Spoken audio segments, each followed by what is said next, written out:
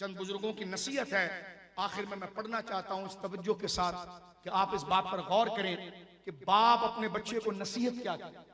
बाप अपने बच्चे को नसीहत क्या करे। ये बच्चे खाली तख्ती के मानिंद हैं, इनके जहनों में जो लिख दिया जाएगा ये वो करेंगे। चंद मिनट की बातें हैं, बड़ी कीमती, जरा तवज्जो करें। चंद ज़हीन फतीन समझदार लोगों के अहवाल हमने देखे कि वो किस तरीके से तरबियत को एनालाइज करते थे। एक समझदार शख्स ने अपने बेटे को चंद नमूने और चंद जरूरी बातें नसीहत की हैं। नंबर 1, बेहुदा गुफ्तगू से बेटा परहेज करो, ज्यादा हंसी मजाक वगैरह से बचो, क्योंकि ये चीज इंसान के वकार को खत्म कर देती है। बुखल और कंजूसी अपने अंदर पैदा ना करो। नंबर 2, तमाम मामलात में म्याना रवि को इख्तियार करो, इसलिए कि एतदाल का रास्ता सबसे बेहतर रास्ता है। कम गोई इख्तियार करो, कम बोला करो, आपस में सलाम का रिवाज रखो।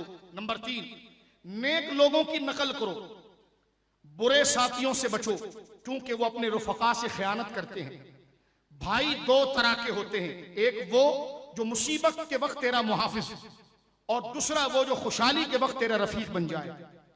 बच्चों की तरबियत में एक बात यह भी है कि बेटे हिल्म और बुर्दबारी से काम लेना, बेटे हिल्म और बुर्दबारी से काम लेना, क्योंकि हिल्म बुर्दबारी इंसान के लिए सरदार है। जो बात को अच्छी तरह समझता है वही तरक्की करता है। नेक लोगों से मुलाकात रखना, क्योंकि उनकी मुलाकात में दिलों में तामीर है।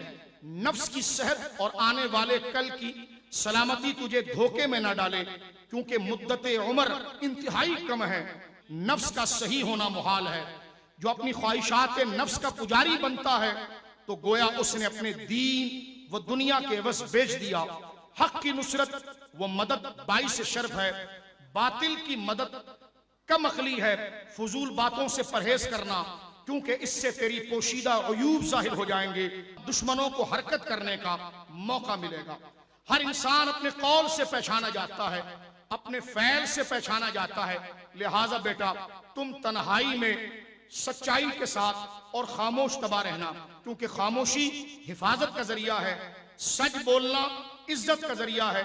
जो अपने हमसाये को जलील करे और कभी वो कभी मुअज़्ज़ज़ नहीं होता, और जो अपने भाइयों को महरूम रखे वो कभी सादतमंद नहीं होता। जब तू कोई नेक काम करे तो तुझे चाहिए कि तू उसे छुपाए, जाहिर ना करना बेटा।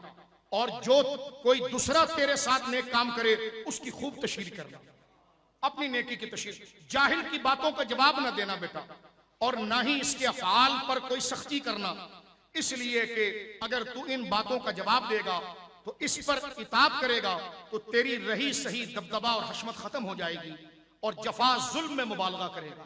कमाल का तजुर्बा यहाँ बयान हो रहा है, अगर काश हम इस पर तवज्जो करें। एक बात वो मजीद कहते हैं आगे चलकर कि बेटा बेवकूफ लोगों की सोहबत से बचते रहना, वरना तू भी बेवकूफ हो जाएगा और जिल्लत और ख्वारी तेरा मुकद्दर बन जाएगी। क्योंकि जो ऐसे लोगों की सोहबत इख्तियार करता है और उनके रास्ते पर चलता है और उनमें से शुमार होता है, वो उन्हीं की तरफ मंसूब होता है।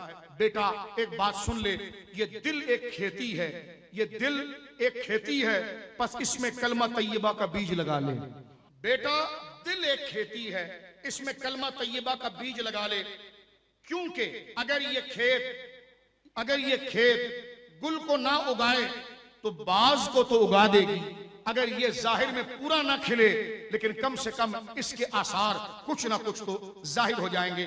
अच्छी तरह जान लो बेटा, आदमी का एहतराम उसकी अक्लमंदी और मुहज्जब होने की वजह से है, माल और नसब और इकराम के सबब नहीं है। लेकिन कमाल की नसीहत है अपने बच्चों को कि बेटा आदमी की इज्जत अक्लमंदी से है, मुहज्जब होने की वजह से। फरमा माल, अगर तेरा बाप मालदार था इस पर तवज्जो नहीं करना। नसब का इकराम, माल और नसब इकराम का सबब नहीं। अपनी जगह पर वो फजीलत रखता है, लेकिन तू उससे क्या? अगर तू कहेगा पिदरम सुल्तान बूद, मेरा बाप बड़ा नेक था लिहाजा मेरे हाथ चूमो, ये नहीं बेटा।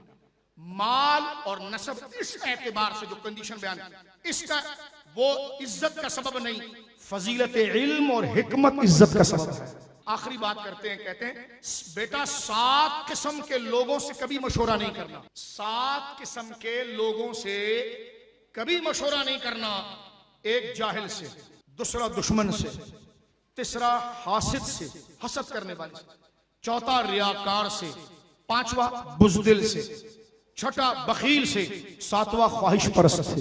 फरमा इनसे कभी मशवरा नहीं रहना। तुझे जब भी कोई काम दरपेश हो तो उसकी अपने दुश्मन या दोस्त से ख्वाहिश न करना। जो तेरे सामने आए, जो तुझे चाहे, उसका उज़्र कबूल करना। और बेटा कभी परेशानी के हालात हो जाएं तो लोगों के सामने वाविला करने की बजाय रात को अपने रब से रुजू करना। माँ बाप को चाहिए कि वो अपने बच्चों की सफाई का ख्याल रखें, बच्चों के लिबास का ख्याल रखें, उनके हाथ पाँव की सफाई का ख्याल रखें, मुंह और दांतों की सफाई का ख्याल रखें, क़ज़ाए हाजत, पाकी नापाकी का ख्याल रखें। जब बच्चे उम्र में इस एतबार से पहुंच जाएं बुलूगियत में, तो उनको बाकायदा बालिगियत के अंदर कुछ नापाकी के आसार बंदे से जाहिर होते हैं, उनसे इस तरह फ्रैंक हो जाए और इस साथ दोस्ताना याराना हो कि उनको खुलकर शरई मसाइल मोहब्बत से समझाए। उस वक्त उनको ये ना समझे कि ये छोटा बच्चा है, उनको अपना दोस्त समझे और उसको बताएं कि बेटा शरीयत के मसाइल सीखने में कोई शर्म नहीं है, ऐसा होता है, कुरान में भी है, तो लिहाजा ये मसला सुनो। कभी रात को इस किस्म का ख्वाब आए, इस किस्म की नापाकी जाहिर हो, तो फिर इसके गुस्ल का तरीका ये है, इसका मतलब ये है कि तुम बालिग हो चुके हो और तुम पर नमाज फर्ज हो गई है, अब नमाज तुमने नहीं छोड़नी कभी।